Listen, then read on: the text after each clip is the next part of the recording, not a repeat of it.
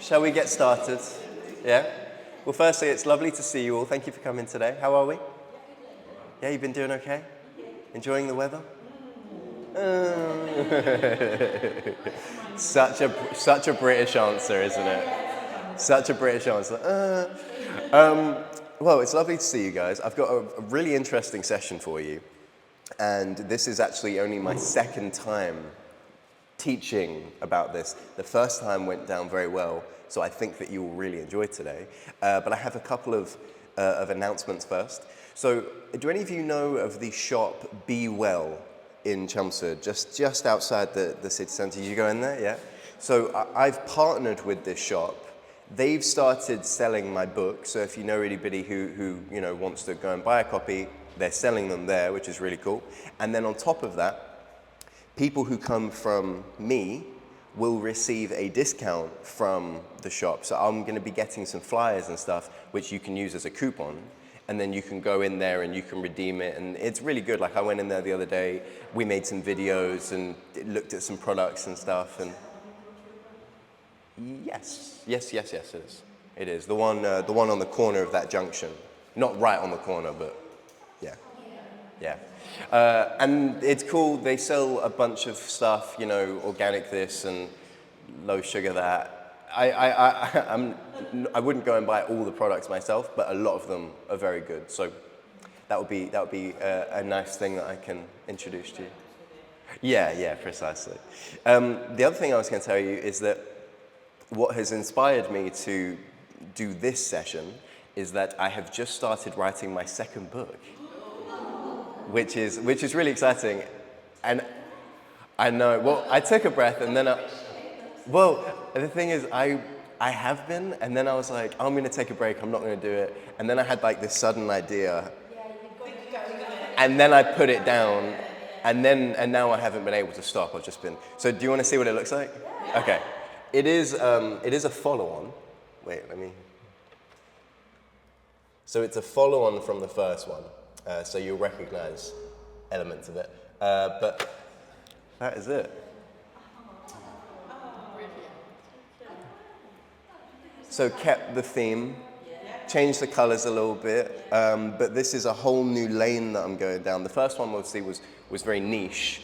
That's what you teach, isn't it? Yeah, and so now I thought, let me coincide what I want to be writing about with what I want to be teaching about. So for the next however long, we're going to be looking at some broad topics that fit into the modern world kind of topic, which is cool. So today being about phones and technology will be a big part of it. And then throughout this book, what I want to do is I want to link the historical and,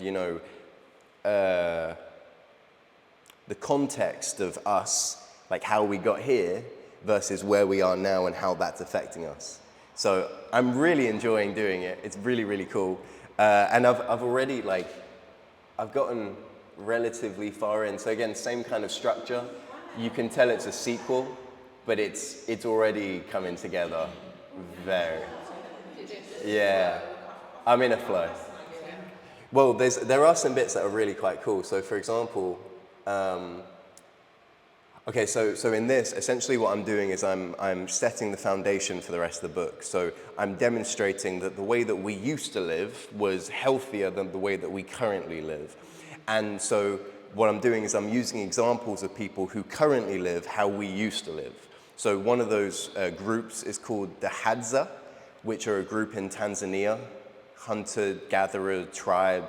They live very much how we used to live, hunting, gathering, getting water, carrying it, living in close quarters, communities, all that stuff, raising your kids together kind of thing. And the health outcomes for these people are significantly better than most of the world. And then to also demonstrate that this is also happening in Western countries, I've used the Amish as an example to show that they are actually experiencing better health outcomes as well. So this community has 75% fewer cases of type 2, 66% fewer cases of hypertension, and also significantly lower levels of high cholesterol as well. And in the community, yeah. Precisely. They live in close-knit communities. I need to change that. Eat fresh, unrefined foods, do plenty of manual labor, including farming, carpentry, taking care of livestock, blacksmithing, and they don't use electricity, they don't use the internet. Oh, but, yeah, it's really cool. And so I'm kind of setting the premise here of like, we don't need to go all the way back, but maybe where we are is not entirely the healthiest place to be. And we can use these groups as case studies to decide what elements we want to start re-including. In fact, I've got some cool statistics. Not cool, but interesting statistics. 56.8% of the UK diet is made up of ultra-processed foods. That goes up to 65.9% for teenagers. The UK population is 20% less active than they were in the 1960s. And if that trend continues, it will be 35% less active by 2030. Crazy. This one surprised me. Not surprised me. This one made me a bit sad. 7.1% of adults in the UK are experiencing chronic loneliness. That's around 3.8 million people. Not just old people. People generally. Yeah. And also, and a lot of young people as well, like people who are, we'll talk about this more in today's session, but they're disconnected, generally speaking. 48% of UK adults eat dinner on the sofa, and just 31% eat at a table. And then lastly, in 1971, 80% of 7 and 8-year-old children walked to school without an adult. By 1990, it was just 9% and hasn't changed much since. I mean, all of it down to?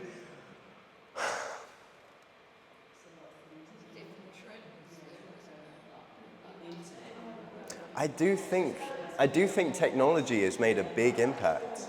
Not all of it, but I think a big impact. What do you think?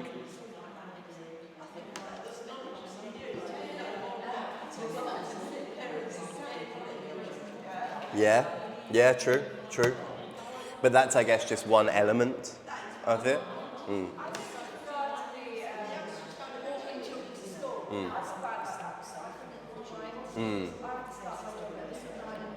Got you. Yeah. Yeah.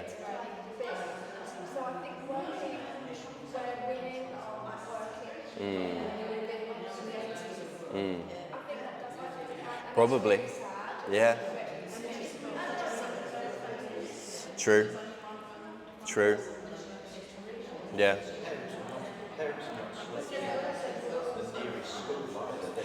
There's that too. Well, yeah, that's true. Well, if you think about it, the fact that you work means that actually statistically you would think your kids would be more likely to have gone on their own. But because they don't, it kind of shows that in spite of the fact that you work, they still were accompanied by an adult. Maybe it wasn't you. I suppose the trend is therefore just showing that overall the rates of kids doing things independently, has gone down. Do you see what I mean? Yeah, yes. Yeah.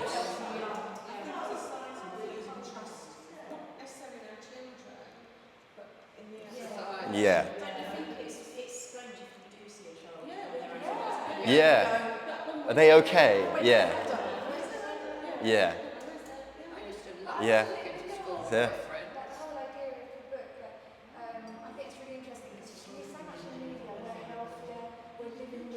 Yeah. Yes. Yes. Okay, so that's a perfect. All right, so this is a perfect segue. Sorry, did you want? I was going to say, there was an article in the Daily Mail in May. It was all about the UK, so it was fascinating to read. Higher heart disease risk. Yeah. Yeah. Zoe Hardy. Do you mind if we keep hold of this for a sec? Cool. Okay, so would you mind repeating what you just said for me, please? I was just saying that you hear a lot in the media about we're living longer, we're healthier than we've ever been. But that's really at odds because I believe in what you're talking about there. Actually, simpler life is better.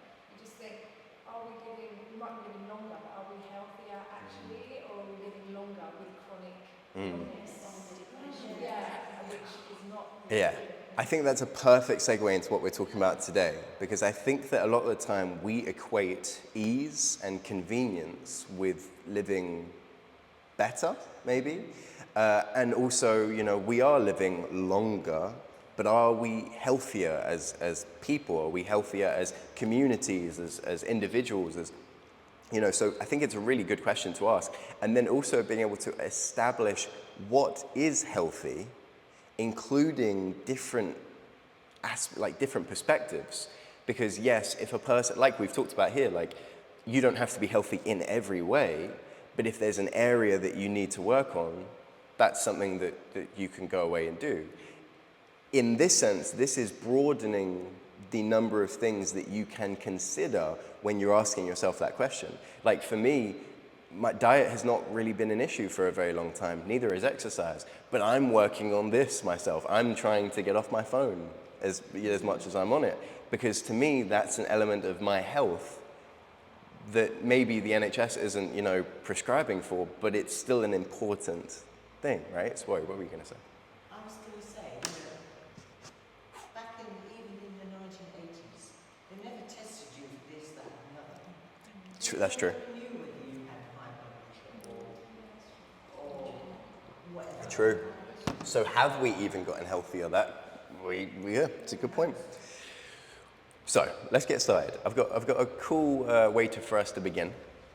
I want to know what the biggest technological advancements have been that you've seen in your life, whatever that may be. I was a junior telephony school when I left school. Sorry, what does that mean? A what? In those days, you couldn't ring anywhere. You had to contact the telephone. Oh, like a switchboard. Okay. In those days, that was in the 1960s, and you still had a phone box where you had to put a penny in the slot and press button A to make your phone call. Look what you could do now. Yeah, so just making phone calls. And that's in 60 years. Yeah, that's a big one. It's just technology in general, isn't it? Yeah, everything. Yeah, sat-nav. Yeah, that's a big one. So we can actually locate places. Yeah, true. I watched an old episode of QI, so it must be about 25 years old, and they were talking about sat-nav must have been very new technology at that point. And one of the people on it said, I would love it if there was a map where you could see where you were on the map. And we all have that on our phone. Yeah, But they were talking just like, wouldn't it be amazing if there was a map and you could look at the map and see where you were on it? that's really cool.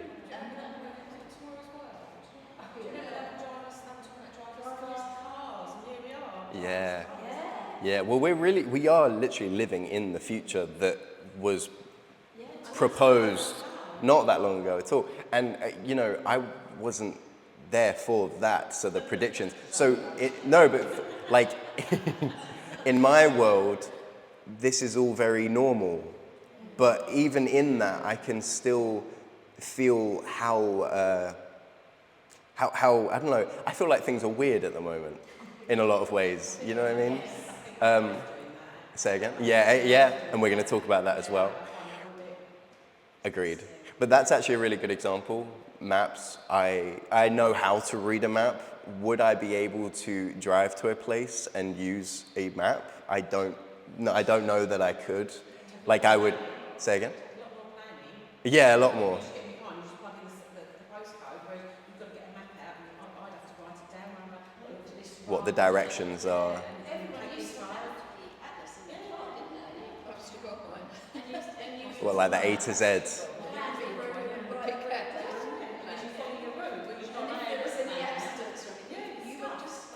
Well, that's a really good example. Sat-nav is not one that I have thought of in doing this yet. What are some others? I think the thing for me is I can do everything from home now.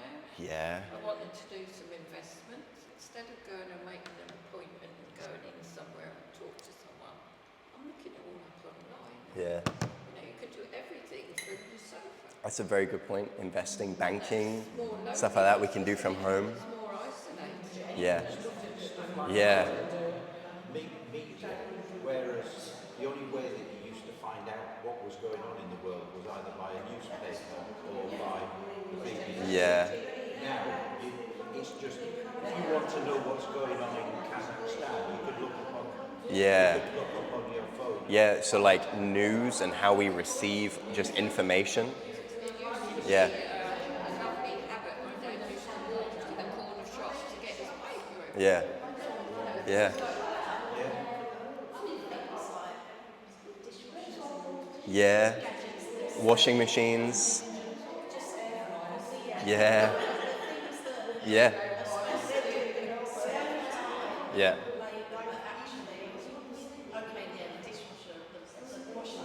Yeah. No. Yeah. It's made everything go faster, hasn't it? It has. It has. And even just the example that we've got here, the trains.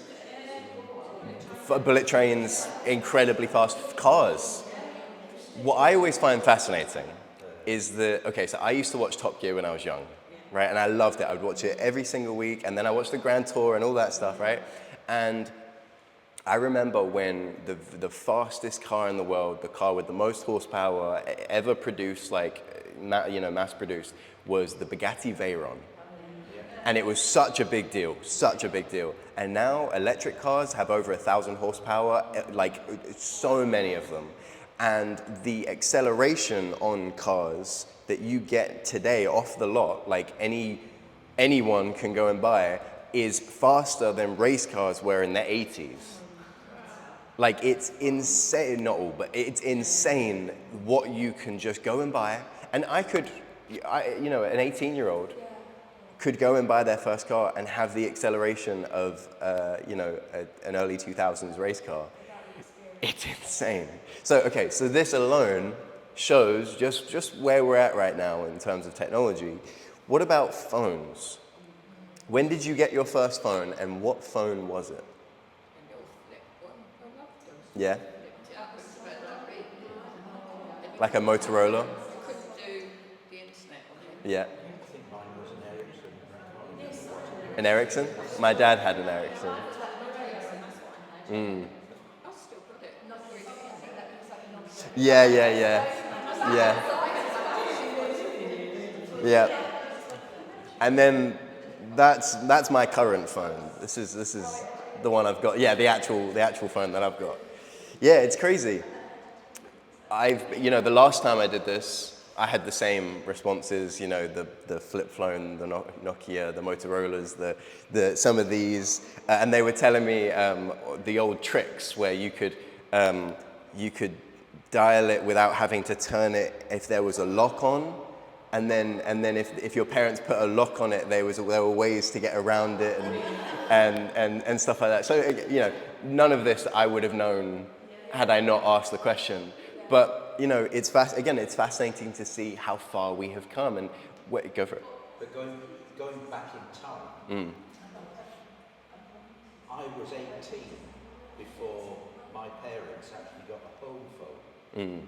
So until then, they had no means of communication other than going out and talking to people and that sort of thing. Yeah. And the reason they got a home phone, one, they couldn't just about afford it, but it was because I was going away to university, so it was so that we could keep. Right. Yeah, it's so fascinating, and even now, I've got my family in America. We FaceTime. You can see the person near enough in front of you, and that didn't exist prior to 15 years ago? And 15 years ago it was Skype, and Skype was rubbish back then. And now it's like that person is in front of me, right? So again, setting the foundation of just how far we have come in such a short period of time that our brains and bodies were not made for. We have, as a society, evolved past where our primitive genetics have evolved to. It's kind of just gone like this. So as a result, there are consequences. There is no free lunch. And so, yes, we've got all this convenience and ease and doing things from home and all of that. great, but is it? My godson was telling me the other day, he was sorting out my computer, that sales of laptops have fallen because all the kids are doing everything on their phone. Yeah. So they are losing the ability to even do it. Yeah. Yeah. I mean, I use this mainly because I like having the big screen. However, I can do all of the things that I do on here easier. I'm filming in 4K for lengthy periods of time. Then I'm putting this into an AI platform and it chops it up into short videos that are statistically more likely to do well on the internet. It's insane what you can do now. And my friends and I, we work together on projects and we've got stuff coming out. Like I'm making a new website, obviously this new book's coming out, and that alone has just, honestly, it's easy at this point. Like I've just been practicing and I know the whole process. So when this is done, the process of getting it out is going to be far quicker.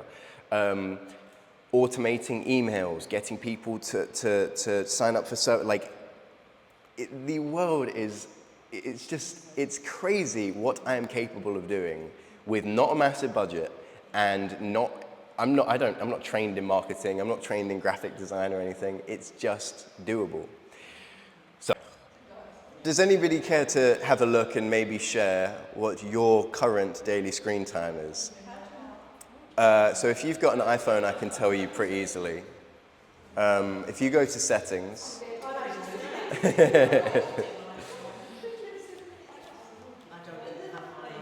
and you know what, that's probably the best thing for you in reality. 20 minutes today. I've got 20 minutes on Facebook, 3 minutes on X, 49 seconds on LinkedIn, 9 seconds on settings, and 2 seconds on Safari. Okay, it's not bad. It's not bad. What does it say your daily average is? Where do I find that? I go into...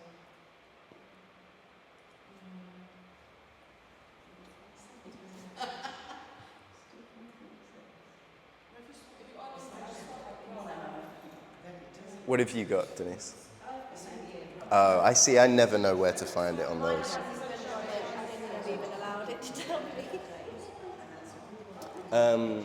So I don't think that you actually, or maybe you do. Wow. I mean, that's not a bad thing. Fair. Fair. What would you estimate? Yeah. Right. See, it's easy. It's easy, right?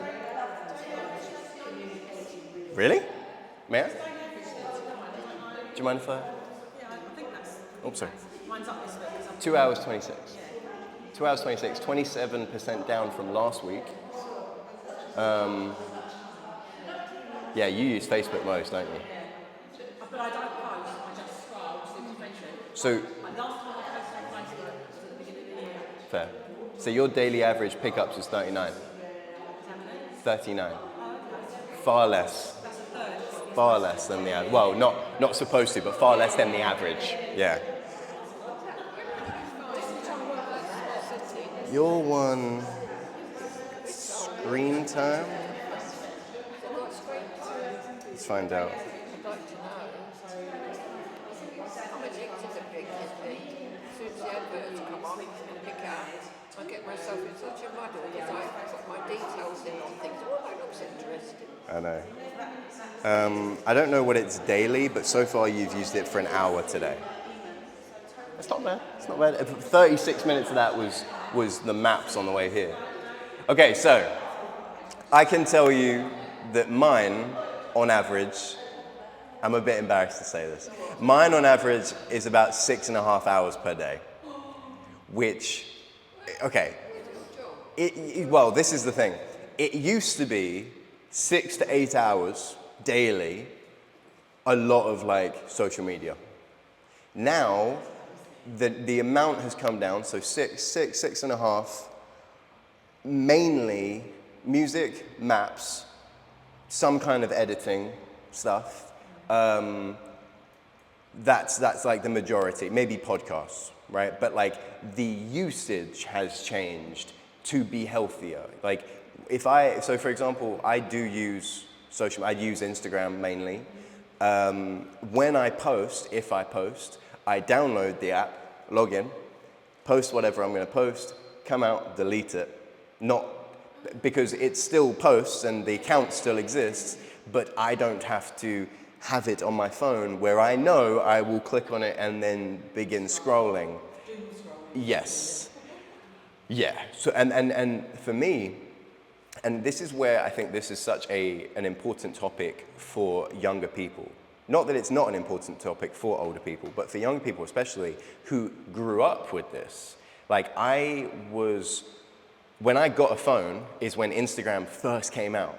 And as it has developed, I have developed. So that is is something that I am very accustomed to, and it's natural to me. If like for example, if someone is using Instagram and they show me something, my natural inclination is to begin scrolling. So and I was almost late to the party in comparison to kids today who will be on TikTok from like 3, 5, something like that.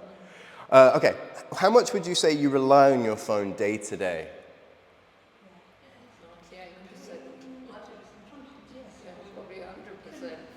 It's everything. What would you do without it? It's my alarm. Yeah. It tells me when to take the medication. I know. I know. Yes. Yes. Well, do you remember the film Spy Kids? Really? Spy Kids. Okay, so in Spy Kids, again, another film that was ahead of its time, they had a watch, and you click on it and a bunch of things like pop up in the air, and you could do everything from it. So, it was the stopwatch and the camera and the maps and the this and the that, and I was like, oh, I want one of them. And now, I don't have the Apple Watch, but I have everything on my phone. And again, I grew up with it, so my life is integrated into it almost. So, for example, I'm very busy. I live by my calendar and by my reminders. I don't know if you've ever heard me do it, but what I'll do is while I'm teaching, I will ask, Siri to set a reminder for something so that I don't forget it. So most of the time, I don't even need to remember things. My phone does it for me. And then if it's not in my calendar, I'm not doing it. So my life is very structured. But I've never had a written calendar. I've never had you see? It's really weird because I put certain things on my phone calendar. I also have a calendar, so my hair appointment will go into my phone. Right. But today goes on my written calendar. That's interesting. I don't know what that is. That's interesting. Well, that's, for me, an example of just how much I do rely on my phone. And there are levels to it. I know a lot of people who don't rely on their phone very much at all, and I know others who are very reliant on their phone. But either way, you can see how that can be possible, how a person can become so reliant on their phone. So let's look at some more information. What about with children, and what impact does this have when you start bringing in things like social media? So 98% of 2-year-olds in the UK look at screens daily. 98. 28% of UK children starting reception cannot use a physical book correctly. I also find youngsters writing is awful as well because they don't write like we used to. Yeah. The school book to on an iPad. So they're writing. I mean, my boss is 2, one's 20 and one's 25. Their writing is atrocious. Yeah. Because they're on an iPad. Yeah. And I just found out that my secondary school just gave every student a laptop. Wow. All of them. We never got that. And they do all of their exams typed. That's more convenient for the teachers, For sure. isn't it? As well, so you can kind of see how I do get it. It's another example of yes, it helps, but then is it necessary that kids learn how to write properly? I don't know, but then that's a skill being lost. once it's gone, it's gone. That's it. Yeah.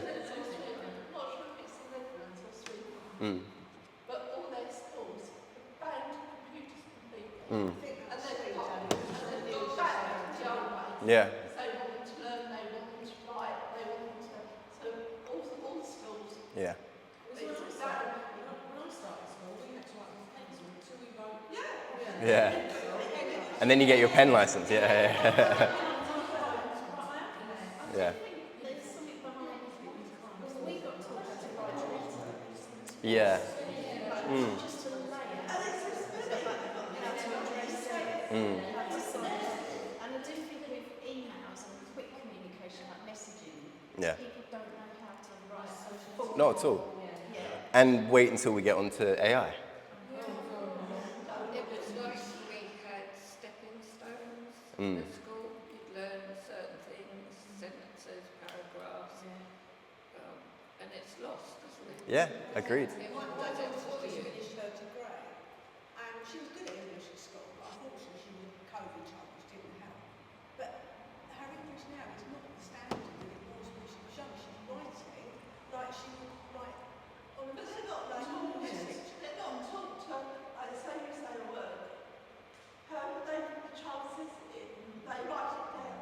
That word's wrong, but they're told not to correct it because that's how the child perceives the word. Also, AI will correct it anyway. You could just True. run any old writing to AI and it would correct it for you. I'm trying to get a job, and I'm trying to get it, and I've had to change my CV so it's AI formatting. But if I was to, because it doesn't get to an employee, it goes through AI first. So the majority of them chucked out before they even get to the company. But if your thing gets through and they think it's been AI done, they will throw it out. You can't. No. You know what freaks me out the most? So I teach children swimming. And what I notice, and maybe you've noticed this as well in like children and young people you've got in your lives, they all speak the same. They all have the same like references and mannerisms and like catchphrases, because of course the internet, concentrates all of these different memes and phrases and whatnot, and then they become popular, and then they become what's quoted out in the wild. On top of that, all of the kids I teach, some reason go into American accents, because most of that content is from America, and yeah, it's weird. Like that part is always gets me. I'm like, what are you talking about? And they're talking like a hive mind. Like I don't know what's going on anymore. Nearly 25% of children, and that's coming from. I'm 25. Like this. How am I gonna feel when I'm like 50? Nearly 25%. Children whose parents want them to have swimming lessons, not the children who just sat at home. True. So these are kids who are actually being social and going outside and doing stuff as well. Yeah, it's a good point. Nearly 25% of children and young people use smartphones in a way that is consistent with a behavioral addiction. Not surprising. In fact, 25% sounds a bit low to me, I reckon. Despite age limits, 40% of children under the age of 13 actively maintain a social media profile of some sort.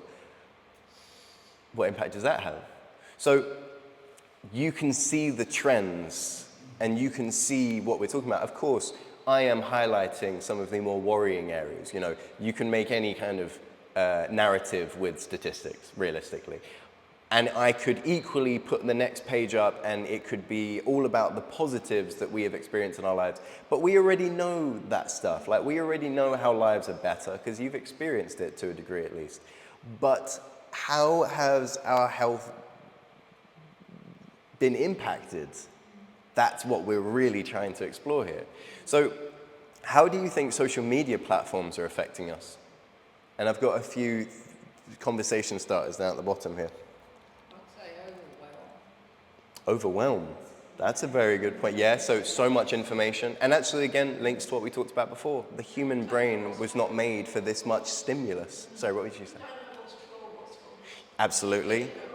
One person say one thing, one person saying something else. Yep. So discourse and like tension between groups of people. I think there's no breathing space because even if you have a bit of time to yourself, Yeah. then tap into something and get taken Yeah, away true. from that. So no boredom. Yeah. People don't know how to be bored. And creativity often comes through boredom. Yeah. Boredom is actually more important Yep. than people realise.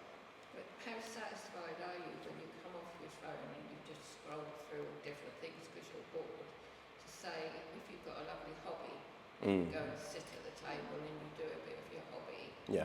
It's so much more satisfying. Well, when we're scrolling, the dopamine that we get, so that feel-good chemical, comes about not because of necessarily what we're looking at, but because of the promise of finding something better.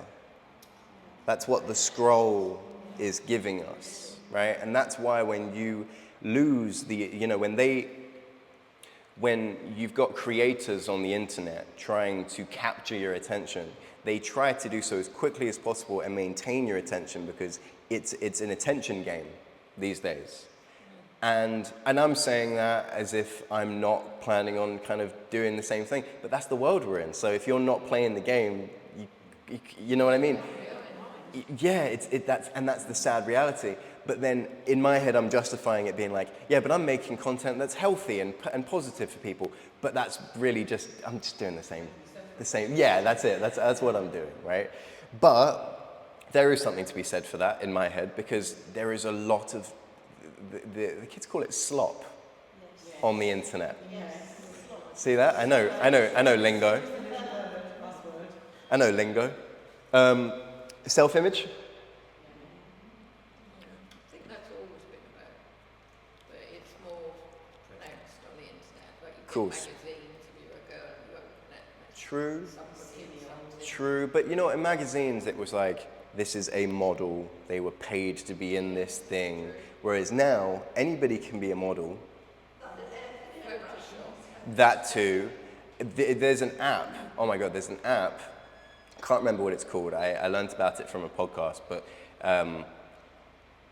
you put your picture into AI, and it makes you slimmer, and it makes your lips bigger, and it makes your cheeks redder, and mainly girls using it a lot, but guys as well to an extent. And you know, it's fraud essentially. Like, yes, until they post it on social media and they get loads of likes and then they feel good about themselves. It's fake. Yeah, exactly. It's like instant gratification rather than actually trying to. Like if a person wants to, let's say, get fitter, and they put in the work and then they post that picture, I'm sure that feels great. But a person who doesn't, like, actually, maybe that feels good for a minute because you're getting attention, but does it actually feel good? Do you feel content? Do you feel satisfied? Just generally, mood. People become very addicted, and then the rest of their life becomes a lot less interesting and satisfying. That, to me, is quite scary. And actually, again, I've experienced that. Scroll, scroll, scroll. Suddenly, the green isn't as green outside. And also the algorithm sometimes, so phones, I don't know how, but they listen to you, don't they? And I had a conversation like with a friend, quite deep, and then I'll be getting all this stuff. Yeah.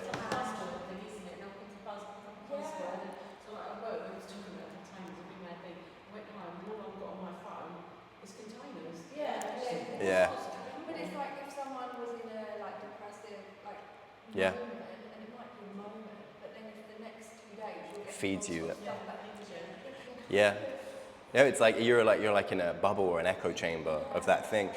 That actually links to this one really well, of that division. So I don't know how privy you are to this and what's going on the internet right now, but there is so much division on the internet, particularly I find around politics and very extreme politics, left and right. Like, I don't feel like if you actually go out into the world, the majority of the time, you're going to experience the trouble that's out in the world, right? And the real, like right now, what are we experiencing here that's negative in this moment? But if we all went online, we would find something very quickly. And people then get stuck in these echo chambers, and then that becomes their reality of how they see the world around them, not only on the internet. So, you know, people becoming very polarized, people, you know, taking on these viewpoints that maybe they're real, maybe they're not real, maybe it's AI, maybe it's some, in some countries, they have bots posting things that will go out into the world so that it affects people's thoughts, and it's just nuts. There's nuts stuff going on right now. And then lastly, just being disconnected. what's really nice is that on a Friday, my friends and I go to the pub. Every single week, we were there last night, chilling, talking. We talk for hours, and it's usually the same group of people, and somehow we always have stuff to talk about. And we very rarely touch the phone unless someone's calling to say they're on their way or something like that. And it's nice, like we're in the real world. Then I leave and immediately I'm, back doing whatever I'm doing. But it's nice to have that break. But generally speaking, people at the dinner table, people go to a restaurant. Look how many people are sat opposite each other on their phone. I think it's a bit of a.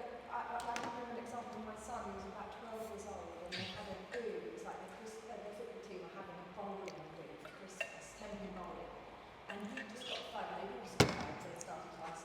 Oh, can I take my phone? I said, well, no, because you're 10-pin bowling. Like you don't need your phone. Like you play 10-pin bowling. He didn't take it. All of them, while they're sitting waiting for their turn, they weren't watching each other. Yeah. They were all on their phone. And I remember the parents were from afar watched, and my son looked so lost because he had, Yeah. okay, they weren't engaging with each other, but at least they had their phones. He looked so lost. Yeah. And you could understand in a playground setting, like they would then, he'd be like, well, if I can't beat them, I'll join them. Yeah. So I think it's kind of, you're dependent on the people around you, so you're grouped and you're socialised Yeah. with, you're all of the same mindset, aren't you? Yeah. But I think and I think I guess you find your tribe as you get older. But for children, teenagers, I think it's really hard because even the ones Yeah. who don't break out from that, if everyone else is doing it. And then you're almost a weirdo. Yeah, exactly. Like if you, yeah, if I think that if you went to school today with like a brick phone or something, you'd be like, who's this weirdo? Not even like that it should be that way, but that is probably how it would be. I think for him at school, it was a similar situation in the playground, and then they discovered football. Yeah. And it was as simple as that, and then actually, we Yeah. can't go no further. But without that football, I don't know how things would have worked out. But Yeah. I just think it's just really sad because you're dependent on people around you. Yeah.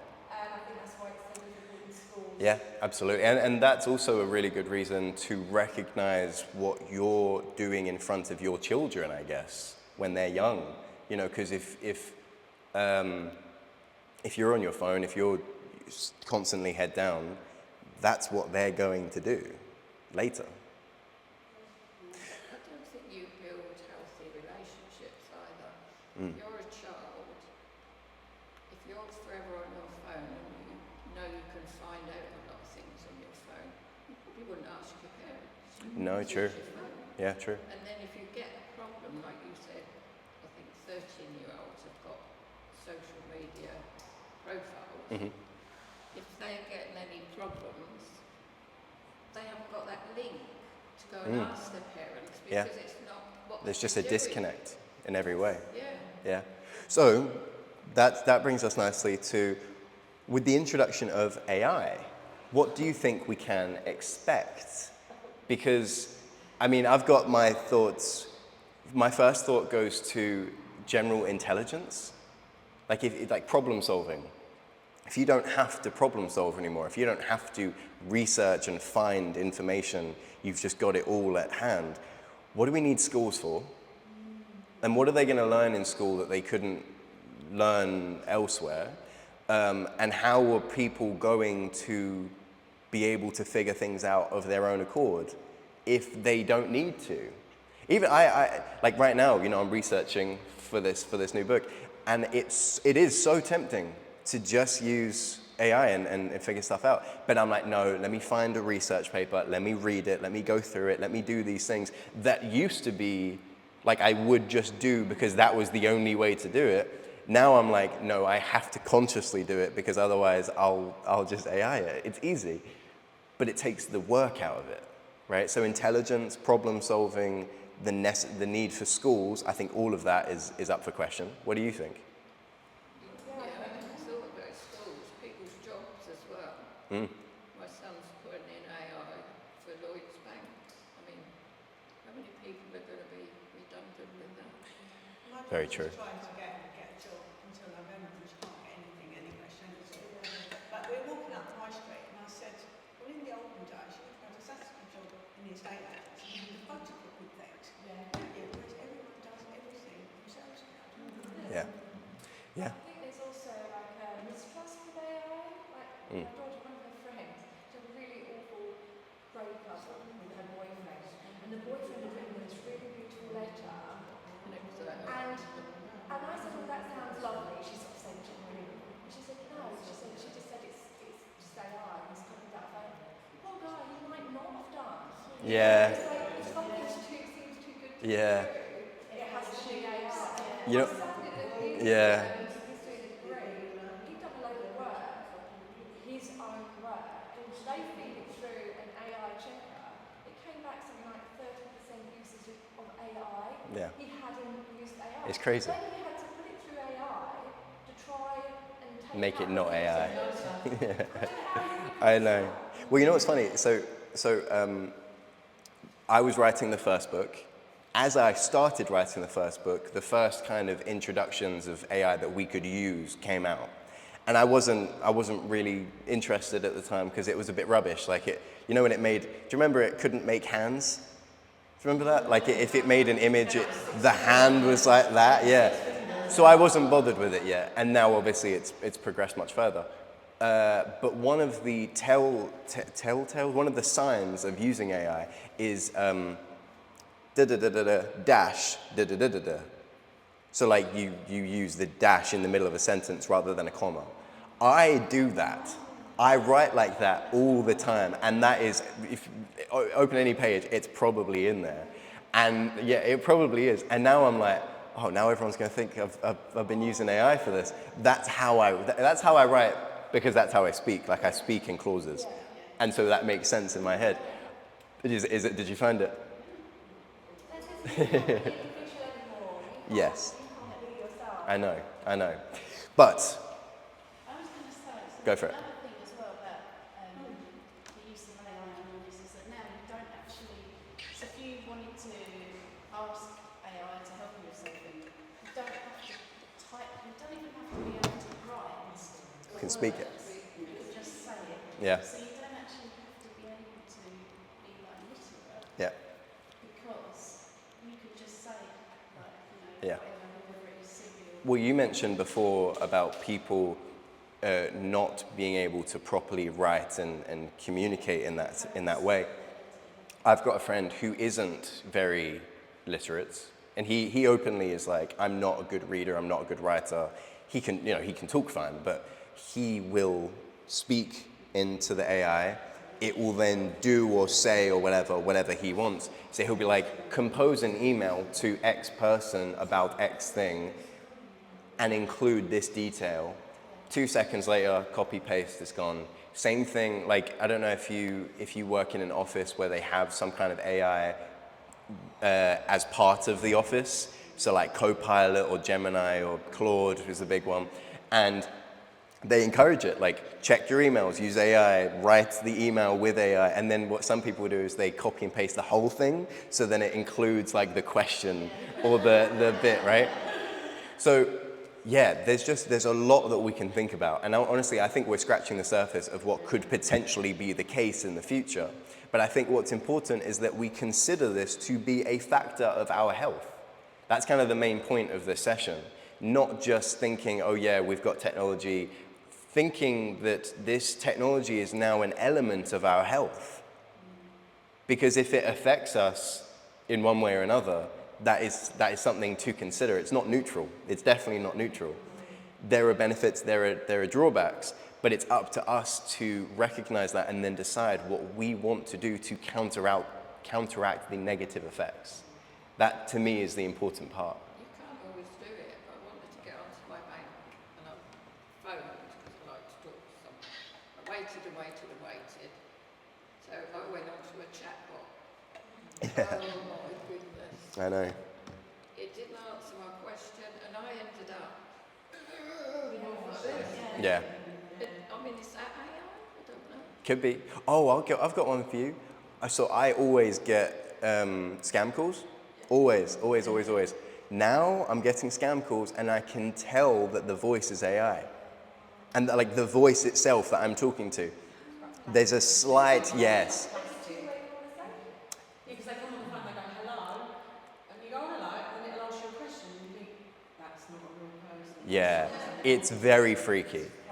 And they are getting better. You can just about sense it. You're right, there is a plasticness to AI. And also videos. Like, how many times have you scrolled past something recently and been like, I don't know whether that's real or not?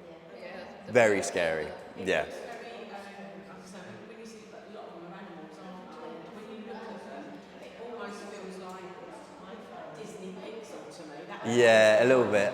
It's like a soft. But it won't always be. I have to think about it. Yeah. Is that AI? Is that like a real dog or something? Yeah. You have to think. Freaky. Freaky business. Okay. We're getting there. We're doing good for time. So, what is the answer here? I don't think that there's one answer that can help us proceed in a healthy way. However, in regards to this subject, I think that it is good to introduce some phone hygiene. What is phone hygiene? Simply using your phone in a healthier way, not necessarily just like the cleanliness of it, but like what we're doing with it, how we are interacting with it. Off the top of your head, can you think of any ways that you can do this? Well, I've just set a limit for how long Nice. I'm on it each day.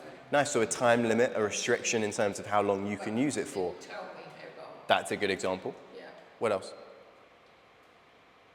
Don't believe anything it tells you. Don't believe anything the internet tells you. That could, or at least think critically about what we are seeing on the internet, and maybe then look for some multiple sources of information and trusted sources of information. That could be part of it.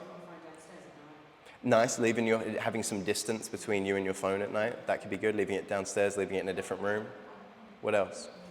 I think I'll try to, if I've got something that I need to do and look up, I might try and think of how I could do that by going out of the house, like going to the bank or Yeah. going somewhere. Physical locations. That's so much more healthy. Yeah, leaving the house, doing that. Actually, that's really interesting. To some. Yes. So I was at that shop, the health shop, Be Well, that I told you about at the beginning, and we were filming some videos because we're going to do some collaborations together. It's going to be really cool.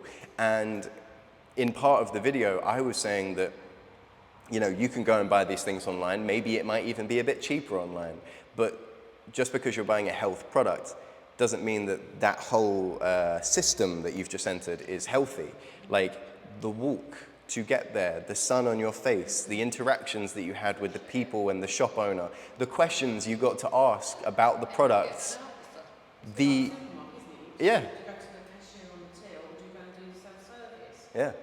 I mean, I do the self-service. Self-service, so you know, there's Yeah. a load of stuff going on there. Yeah, no, but that to me, it, again, is health. Like health is the broad picture. We talk about this all the time, right? Looking at that broad picture, how many different ways you can improve your health. Maybe actually going to the physical shop and doing it physically is the healthier option. That's it, and that could be a good way to navigate this. I've got some suggestions though. So, one of them is structural. We can look at changing the settings. So, for example, I can't show you now because obviously I'm filming, but I'm a big believer in the idea that your phone is very similar to your bedroom. You might spend a lot of time in there, and if it's messy, how does that feel? But when you clean it up, how do you feel after that? You feel lovely, right? And you feel clear-headed. So your phone is a reflection, I believe, of where your head is at, because we spend a lot of time in there. The more time you spend in that phone, the more of a reflection it is of your mental state and how you're doing. So notifications, I think, are really important. What we'll do is we'll go through all this, and then I'll put my phone on the projector and I'll show you some stuff myself. So notifications, you can go in and you can turn off notifications for a few things. In fact, does anybody mind if I use your phone as an example? Who has a bunch of notifications on their phone? Who doesn't get rid of them? Yeah? I think on one of the apps you can 24-hour turn. I might not be able to do that one. It's a bit old. Oh wait, I tell you what, just because I'm used to it, who's got an iPhone I can use? Alison, can I use? Can I try yours? Yeah, let me give you this one. Yeah, you do. Would you unlock it for me, please? I won't do anything on it. I just want to. It's like that Michael McIntyre. You're not going to do a sensual. I don't know. I promise I won't. No, that's perfect. That's perfect. I won't do anything on it. Okay. I'm not trying to not at all. I'm just demonstrating, right? So I've done this seminar last time, and this was a very common theme, and I've been doing it at home with my mum and my grandparents, and again, very common theme.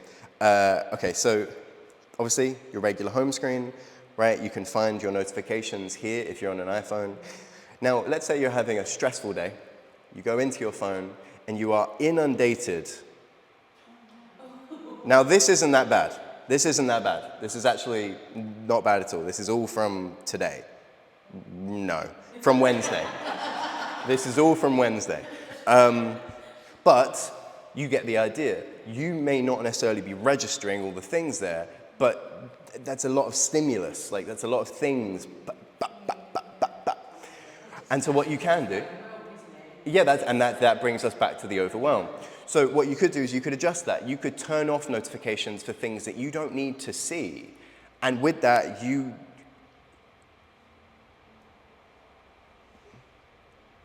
Sorry, I'm just being nosy now. I'm seeing what kind of things you're getting notifications for. Nothing crazy, but you get the idea, right? So I'm a big believer in that.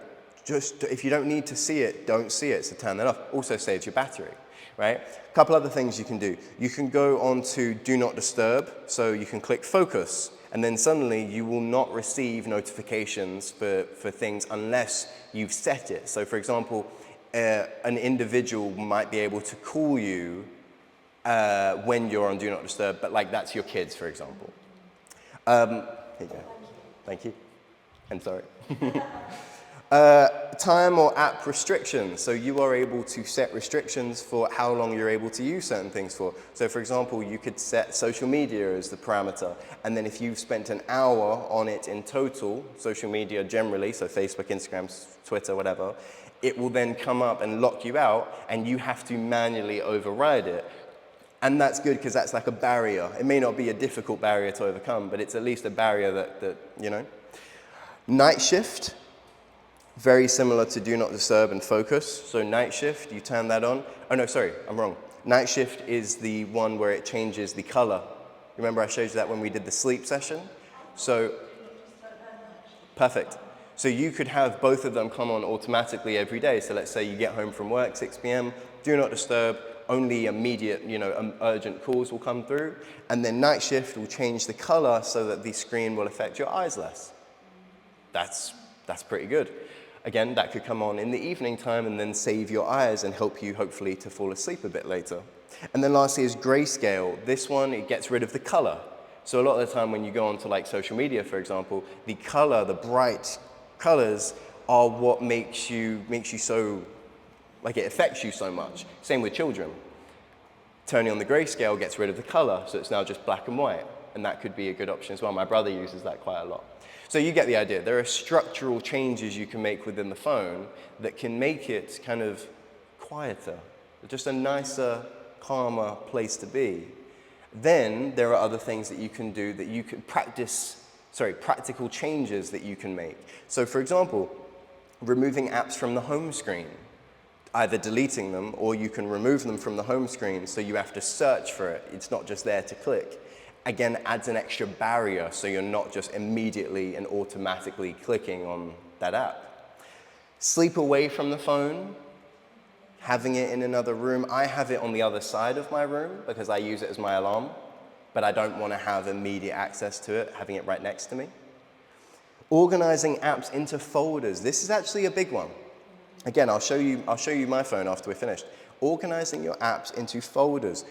Again, you might be accustomed to your phone being how it is. I'm not saying that whatever you've got set up right now is bad. But you would be very surprised how nice it feels when everything is in a nice, organized little place. And that is obviously coming from a very organized, person. So in that respect, I know that could be an individual thing. No, I do that. You do that? I've got all the shopping, I've got books, Nice. utilities, finance. Well, to me, it's like having your clothes in the drawers. Yeah, so like the colours together. Yeah. Clean with alcohol wipes. Like, so every day I clean my glasses with my little alcohol wipe, give my phone a little clean. Just, again, the bacteria that we looked at before, probably be good for us to give it a little clean once in a while. And then lastly, keep your chin up. And that's not necessarily a recommendation about, being confident. It's, when you're on your phone, like, recognize when you're like this, because it puts so much pressure on the muscles at the back of our skull right here. And a lot of the time, people get headaches and people get neck aches and people have trouble. Keep your chin up, like, bring your arm up a little bit, or... It feels weird, doesn't it? I actually didn't even realize that you were holding it like that. I thought you were filming for a second because you're holding it. And if you're on the train, that might look a little bit weird. It's good to get rid of your double chins if you're taking a photo. There you go. So all being said, these are practical changes that we can put in place that may not, entirely... Look, these results may not show up on your next blood test. But they will show up in different aspects of your life, right? If you suddenly are getting less ill because your phone is cleaner, and you feel a little bit calmer because your phone is buzzing at you less frequently, and the color from the screen is affecting your sleep less. If we're talking 1% improvements, that's going to compound over time. So I think you get the idea. Think about your phone hygiene. And it doesn't just have to be phones, but technology generally. How are we interacting with these things that we've only really had for a small, small fraction of our history? So let's have some caution. That's what I think. So, as always, we want to make a plan. Now, this plan's a little bit different from plans we've made previously in this, but it's the same thing. Because ultimately, let's say, for example, my aim is to improve my attention span and the health of my eyes. Big deal, right? But that alone is a big thing to work towards. So what do? We break it down into a series of goals and actions. A broad goal that would help me work towards this is reduce my screen time and change my settings. A specific goal would be track my screen time and use the settings Do Not Disturb and Night Mode. On a weekly basis, I'm going to track my screen time and I'm going to schedule time for phone breaks.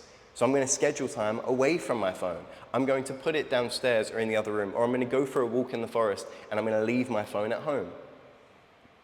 On a daily basis, have Do Not Disturb and Night Mode come on automatically at 6 p.m.